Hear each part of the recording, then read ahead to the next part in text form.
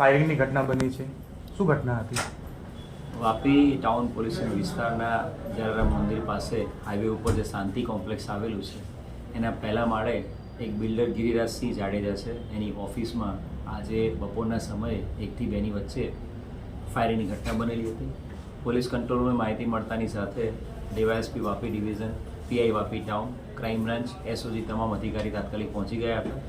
જે વ્યક્તિ દ્વારા ફાયરિંગ કરવામાં આવ્યું છે ગિરિરાજસિંહ હિંમતસિંહ જાડેજા, એને જે હથિયાર હતું જેનાથી એણે ફાયરિંગ કર્યું છે એની સાથે એને રાઉન્ડ અપ કરી લેવામાં આવ્યો છે અને બનાવના સ્થળે ચેક કરતાં ટોટલ 3 રાઉન્ડ ફાયરિંગ કરવામાં આવ્યું છે.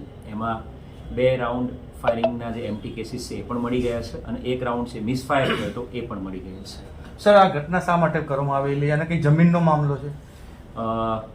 જે બનાવના સ્થળે જે લોકો હાજર હતા એ લોકો, જે ઓફિસમાં કામ કરતા તમામ સ્ટાફ અને પ્રાથમિક જે ગિરિરાજસિંહ છે એની પૂછપરછ કરતા આખી વિગત 2019થી એક જમીન બાબતની છે.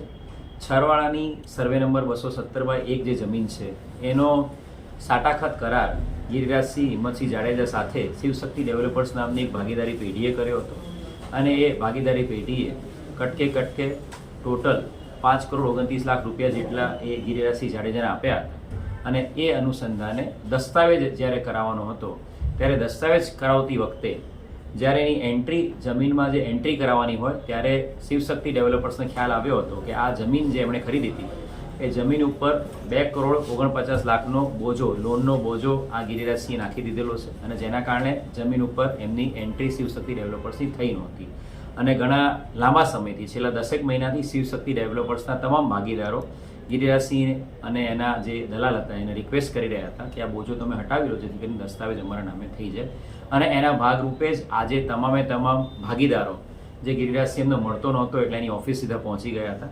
એમણે શાંતિથી ગિરિરાજસિંહની રાહ જોઈ રહ્યા હતા અને ગિરિરાજસિંહે આ લોકો સતત 2-3 કલાક સુધી એની રાહ જોઈને બેઠા હતા એટલે ત્યારે અચાનકથી જે બાથરૂમમાં સંતાયેલો હતો ત્યાંથી બહાર આવીને સીધું 3 રાઉન્ડ એણે ફાયરિંગ કર્યું હતું અને આ લોકોને મારી નાખવાની ધમકી આપી હતી.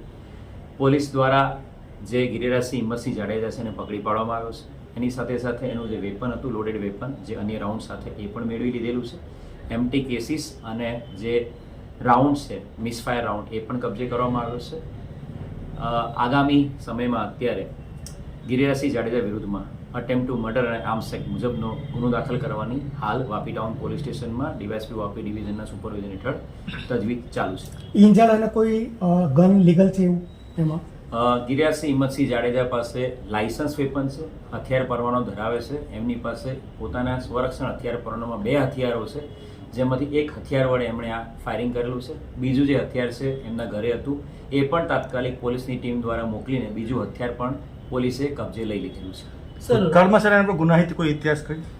ગિરિરાજસિંહ હિંમતસિંહ જાડેજા વિરુદ્ધમાં ભૂતકાળમાં એક બળાત્કારનો ગુનો પણ દાખલ થયેલો હતો અને અમને જે માહિતી મળી રહી છે અત્યારે એ પ્રમાણે એ કેસમાં એને કોર્ટ દ્વારા નિર્દોષ છોડી મૂકવામાં આવ્યો.